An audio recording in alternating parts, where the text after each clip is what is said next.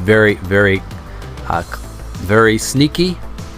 Very, she's keeping it. She's like that song by Kenny Rogers. You got to know when to hold them, know when to fold them, know when to walk away, and know when to run. So she's got that kind of that attitude where I'm not letting anybody know what cards I've dealt or what. She's very clever.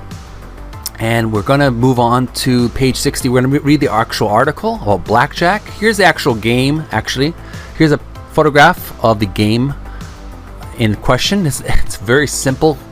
It's like it's a moss green screen with the numbers 200 in white and 200 in white on both sides, question mark 25 and question mark 01.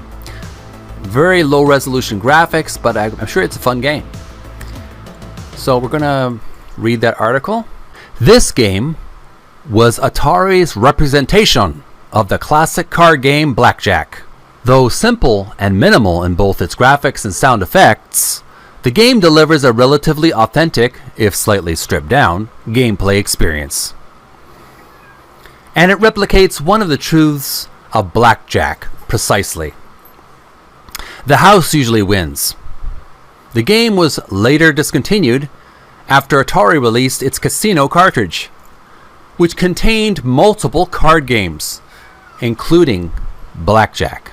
That's my cat Sissy, or Buddy, meowing in the background. So that's the article here about the Blackjack game. And of course, Casino later on for the Atari 2600 was an improvement. That was page 60. Now we're moving on to the next article.